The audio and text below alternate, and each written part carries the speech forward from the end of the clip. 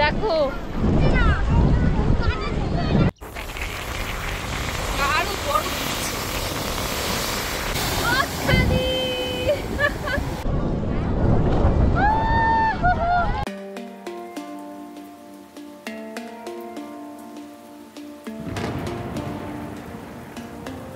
তো তোমরা কি বকখালি যাওয়ার প্ল্যান করছো এবং নিশ্চয়ই তোমরা সমুদ্রের ওপর একটা হোটেল চাইছো। এবার দেখো বকখালিতে সমুদ্রের ওপর কিন্তু দুটো চলো তিনটে হোটেলের অপশন আছে। হ্যাঁ সমুদ্রের সামনে তো অনেক অপশন আছে। এবার সামনে আর উপরের মধ্যে পার্থক্য দেখো, সামনে হচ্ছে হেঁটে 1-2 মিনিটে সমুদ্রে যাওয়া যায়, সেইগুলোকে সামনে বলে। বাট যদি ভাবো যে দরজা খুললে সমুদ্র, বিছানা থেকে সমুদ্র, ব্যালকনি থেকে সমুদ্র এবং জাস্ট হেঁটে হোটেল থেকে সমুদ্রে যাবে, সেটাকে বলে সমুদ্রের ওপর হোটেল। তো আজকে সেই হোটেল নিয়েই কথা বলবো। তো আমাদের প্রথম হোটেল হচ্ছে হোটেল দইপায়ন। দইপায়নে এবার আমরা গিয়েছিলাম। দইপায়নের দেখো ভিউ হচ্ছে বকখালির মধ্যে বেস্ট। তোমরা হোটেলটা অনেক বড়, নতুন নতুন প্রচুর বিল্ডিং হচ্ছে। এদের ভাড়া হচ্ছে 1600, 1800, 2000। কি পার্থক্য? তিনটেই সি ভিউ। 1600 টাকায় তোমরা পাবে হচ্ছে গ্রাউন্ড ফ্লোর, 1800 টাকায় পাবে ফার্স্ট ফ্লোর, আর 2000 টাকায় পাবে হচ্ছে টপ ফ্লোর। যদি একটু বার্গেন করলে 2000 টাকাটাও 1800 টাকায় দিয়ে দিতে পারে। এবার হচ্ছে এই হোটেলে পার্কিং ব্যবস্থা আছে, আই গেস পেট ফ্রেন্ডলি, এবং হচ্ছে এদের রেস্টুরেন্ট আছে। এদের ভিউ বেস্ট, বকখালির মধ্যে বেস্ট, সবার থেকে বেস্ট। তোমরা সমুদ্রে চান করবে বলো, একটু ফাঁকা ফাঁকা জায়গায় থাকবে বলো, তো একদম মানে। আর বকখালির জল কিন্তু সকাল 8টা, 8:30 থেকে 11টা 12টার মধ্যে কিন্তু একদম কাছে চলে আসে, এই হোটেলের কাছে। তো জাস্ট হোটেল থেকে তোমরা চানে নামতে পারবে, খুব সুবিধা। যেমন পজিটিভ পয়েন্ট আছে, কিছু নেগেটিভ পয়েন্ট আছে এই হোটেলটা, যেই জন্য হোটেলটা ফাঁকাও থাকে। আমরা গিয়েও সেটা ফিল করেছি। প্রথম নেগেটিভ পয়েন্ট হচ্ছে যে এদের ভালো না, ম্যানেজমেন্ট ভালো না, ঠিক আছে। তোমরা কিছু খাবারের অর্ডার দেবে তো তোমাদের অনেক আগে থেকে জানাতে হবে। মানে ব্রেকফাস্ট যদি তোমরা আগের দিন রাতে না জানিয়ে রাখো, তাহলে কিন্তু বলবে সকালে ব্রেকফাস্ট নেই। লাঞ্চের ক্ষেত্রেও তাই, তোমাদের 9টা-10টার মধ্যে জানিয়ে দিতে হবে। কেন? স্বাভাবিক ব্যাপার, হোটেলে যদি লোক না থাকে তাহলে তো খাবারটা তোরা তৈরি করে বসে থাকবে না, এটাও আমি বুঝি। তা আমাদের জন্যই তৈরি করবে, তার জন্য ওদের বাজার যেতে হবে, এভরিথিং। তো এই জন্য ম্যানেজমেন্টের একটু প্রবলেম আছে। এবং তারপর হচ্ছে এসিগুলো একদম ভালো না, যেটা আমরা ফিল করেছি, যে হাওয়া বেশি ঠান্ডা আসে না। এসিগুলো একদমই পুরোনো দিনের এসির মতো, উইন্ডো এসি, ওইরকম টাইপের এসি। তারপরে কথা হচ্ছে আরেকটা যেটা নেগেটিভ পয়েন্ট, সেটা হচ্ছে বিছানার চাদর ফাদরগুলো অতটা মানে কি বলবো, মানে পরিষ্কার পরিচ্ছন্ন নয়। যেমন একটা এক্সপেন্সিভ হোটেলে, বকখালিতে কিন্তু এটাই এক্সপেন্সিভ হোটেল, ঠিক আছে। মানে এই টাকাটাকে তোমরা যদি দীঘা বা পুরীতে মনে হয় চিপ, কিন্তু বকখালিতে এই আরো কম কম দামে বাস্তব দেওয়া হোটেল পেয়ে যাবে।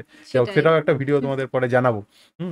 তো যাই হোক, এইটা হচ্ছে বাজে। আর এদের কিন্তু চেক আউট টাইমের প্রতি এরা খুব স্ট্রিক্ট, এটা আমরা খুব খারাপই লেগেছে। কারণ যদি 15-20 মিনিট দেরি হয়, হোটেল তো ফাঁকা, এমন তো না যে হোটেল ভর্তি হয়ে যাচ্ছে, তবু এরা বলে বেরিয়ে যেতে হবে, নইলে এত টাকা এক্সট্রা দিতে হবে। আমরা 2 দিন ছিলাম, তাতেও আমাদের কোনো কনসেশন নেই। ইভেন আমরা ভিডিও করি, যদিও ভিডিও করি আমি বলে হোটেল নিইনি, কিন্তু দেখতে তো পাচ্ছে ভিডিও করছি, তাতেও ওদের কিছু আসে যায় না। তো এই একটা বাজে জিনিস। এবার হচ্ছে হোটেল বিচ বাংলো। বিচ বাংলোতে আমি আগের বার গিয়েছিলাম, কিন্তু বিচ বাংলোকে আমি সেকেন্ড নাম্বারেই রাখবো। তার কারণ হচ্ছে বিচ বাংলোর ভিউটা তো প্রথম কথা একটু গার্ড হয়ে যায়, ওদের একটু গাছ আছে, তাল গাছ না নারকেল গাছ, যাই হোক কিছু গাছ টাছ আছে, যার জন্য ভিউটা একটু গার্ড হয়ে যায়। কিন্তু প্লাস পয়েন্ট হচ্ছে ওদের হোটেলটা ওয়েল মেনটেন্ড, ঠিক আছে, ওয়েল মেনটেন্ড, স্টাফরা অ্যাভেলেবেল, এবং ওদের হোটেলে প্রচুর লোকজনও থাকে। আমি এবার গিয়ে দেখেছি। আমরা ইভেন আগের বার গিয়ে রাত্রি 10টার সময় তো ফিরে এসে বললাম যে খাবার হবে, বললো হ্যাঁ বানিয়ে দিচ্ছি। তো এই সমস্ত জিনিসগুলো তোমরা পাবে। রুমগুলো খুব সুন্দর, এসিগুলো প্রপার যেমন হয়, ঠিক আছে। কিন্তু একটু পেছনে কেন রাখলাম, কারণ আগের বার দাম অনেক বাড়িয়ে দিয়েছে ওরা। আগের বার 1700 টাকা একটা রুম ছিল, যেটা প্রাইভেট ছাড় ছিল, সি ভিউ ছিল, সেই রুমটা এবার বলছে 2500 টাকা, এবং কোনো বার্গেনিং ওরা অ্যালাউ করছে না, ঠিক আছে। আমরা বললাম 1700, না বলছে ডেকোরেশন হয়েছে, এই হয়েছে। তো দামটা অনেকটা বাড়িয়ে দিয়েছে। এবার 2500 টাকাটা বকখালিতে গিয়ে দেওয়া একটু বেশি মনে হতে পারে। আর আমরা একটা রুমে ছিলাম, সেটা হচ্ছে আমরা 4 জন গেছিলাম, তন্ময়ও আমাদের সঙ্গে ছিল। ওটা হচ্ছে অ্যাটাচ রুম। ওই রুম দারুণ ছিল রুমটা, ঠিক আছে। মনে হয় 4000 টাকা মতো মনে হয় পড়েছিল, মানে পার রুম 2000 করে। এখন কি দাম চলছে আমি জানি না। তো দুটো সেপারেট রুম, মাঝখানে টয়লেট। ওই রুমটা একটা স্পেশালিটি হচ্ছে, ওই রুমটা একটা দারুণ ব্যালকানি আছে। ওই ব্যালকানিটায় মানে তোমরা অনেক সময় কাটাতে পারবে, দারুণ হাওয়া দেয় সমুদ্রের ধারে, বুঝতেই পারছো। আর খুব সুন্দর, ওইখানে তোমরা ভালো ফটো টটো তুলতে পারবে, খুব ভালো। তো ওই 4 জন মিলে গেলে আমি বলবো ওই হোটেলটা কনসিডার করতে পারো। এবার তোমরা দেখে নাও, দামের একটু পার্থক্য আছে, তোমরা এবার যেটা প্রেফার করবে। আমার ভিডিও এখানে চলছে, দেখতে পাচ্ছ, তোমাদের যেটা পছন্দ হয় থাকতে পারো।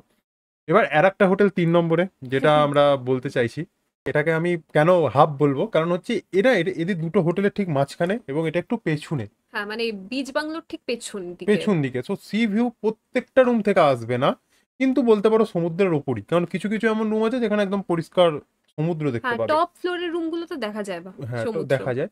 এবার এদের হোটেলে একটা ব্যাপার আছে। কি বলতো ব্যাপার? এদের হোটেলটা খুব হেরিটেজ টাইপের হোটেল। মানে তুমি এদের রুমগুলো যদি দেখো, আমার ভিডিওতেও দেখছো, তো খুব পুরোনো দিনের রাজা-রাজড়াদের যেমন রুম হয়, খুব আমার ওয়েল তো বেশ মেইনটেইন। ভালো লেগেছে। হ্যাঁ, খুব এরা খরচাপাতি করেছে হোটেলটার পেছনে। হ্যাঁ, সুইমিং পুল আছে। হ্যাঁ, কেন বলছি? কারণ বকখালিতে সুইমিং পুল দেওয়া হোটেল পাওয়া রেয়ার, হ্যাঁ, একদম রেয়ার, ঠিক খুবই আছে? কম।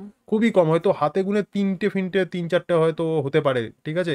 তাও পোপার বকখালিতে দুটোই। আরেকটা যেটা না, পোপার বকখালিতে একটাই। হ্যাঁ, কেননা দীপকটা তো ফ্রেজারগঞ্জে পড়ে যাচ্ছে। হ্যাঁ, সেটাও। এটা একটা রোড সাইডে চলে যাচ্ছে হ্যাঁ, মানে একদম। ফ্রেজারগঞ্জে হয়ে যাচ্ছে। তো প্রপার বকখালিতে কিন্তু এই আইকন হেরিটেজ এরই কিন্তু সুইমিং পুল আছে। তো সুইমিং পুল পেপার থাকলে তো এই হোটেলটা ছাড়া অপশন নেই। এবার হচ্ছে যে এদের দাম কিন্তু অনেক বেশি। আমরা যখন জিজ্ঞেস করছিলাম আমাদের তো ৪,০০০ ৫,০০০ টাকা বলছিল। বাট আমরা গোয়ায় বিবোতে দেখি যে অনেক সময় ২,০০০ থাকে না, বাট ২,৫০০ ৩,০০০, 2500, হ্যাঁ, হ্যাঁ, ২৫০০ ৩,০০০ টাকায় থাকে। হুম, এবার তোমরা সেটা একটু দেখে নেবে। তোমরা যদি একটু লাক্সারি ভাবে থাকতে চাও, একটু দারুণভাবে থাকতে চাও, সুইমিং পুল টুইমিং পুল দিয়ে ঘরগুলো নিঃসন্দেহে ভালো। আমরা থেকে দেখিনি। তো তোমরা যদি কেউ থেকে দেখে থাকো, যারা ভিডিও দেখছো, তাহলে জানিও ওদের স্টাফ বিহেভিয়ার কেমন, ফুড কোয়ালিটি কেমন আমি বলতে পারবো না।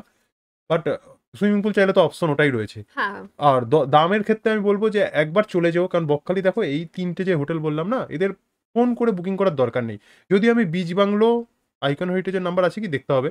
আর দই পাউনের নাম্বার আমি দিয়ে দিচ্ছি ডেসক্রিপশনে। বাট আমার মতে ফোন করার কোনো দরকার নেই। দেখো ফোনে তো ওদের যেটা রেট সেটাই বলবে। ওকে? হ্যাঁ, বাট তুমি সামনে গেলে তুমি বার্গেনিং করো। ফোনে কি করে বার্গেনিং করবে? একটা সুযোগ আছে একটা সামনে সুযোগ গেলে। আছে। কারণ তুমি হুম, থাকবে কিনা তাও জানে না। ফোন তো হাজার লোক করে। তো সামনে চলে যাও, স্পট বুকিং পেয়ে যাবে। দীঘার মতো ব্যাপার নয় যে গিয়ে হোটেল পাবে না। প্রচুর হোটেল। ঠিক আছে? তো সামনে গিয়ে দেখো যদি দাম বেশি বলে, তখন তোমরা ট্রাই করবে যে ওটাকে কি বলে ওই এতে দেখার, গোয়াই বিবো, মেক মাই ট্রিপ। এবং গোয়াই বিবো, মেক মাই ট্রিপে কিন্তু আইকন হেরিটেজই আছে। বিচ বাংলো আর এরা কিন্তু নেই। এদের নিজস্ব জায়গা থেকেই বুক করতে হবে। বাট রুম ফাঁকাই থাকে। রুম ফাঁকা থাকে, রুম হ্যাঁ, ফাঁকা থাকে, পেয়েই যাবে। ঠিক আছে? সেটাই। দইপন গেলে তো পুরো ফাঁকা। হ্যাঁ, হ্যাঁ। বিচ বাংলোতেও ভিড়-টির থাকে, বাট ২-৪টে রুম পেয়ে যাবে। ওদের অনেক রুম। হ্যাঁ, আর আইকন হেরিটেজেও আমার মনে হয় না খুব একটা লোক থাকে। একটু হুম। মানে ৪ চাকা ৫ চাকা নিয়ে এলে, একটু ভালো স্ট্যাটাসে থাকতে চাইলে তারা হয়তো থাকে। তো যাই হোক, এই ছিল আমার ভিডিও। আর বলো বকখালি হোটেল নিয়ে কি জানতে চাও? অবশ্যই কমেন্ট সেকশনে জানাও। বাজেট হোটেল কিছু জানতে চাও নাকি সেটাও জানাও। আমরা কিছু কভার করেছি, তো সেটারও ভিডিও তাহলে বানিয়ে দেবো। ওকে? তো চলি, বাই। টাটা।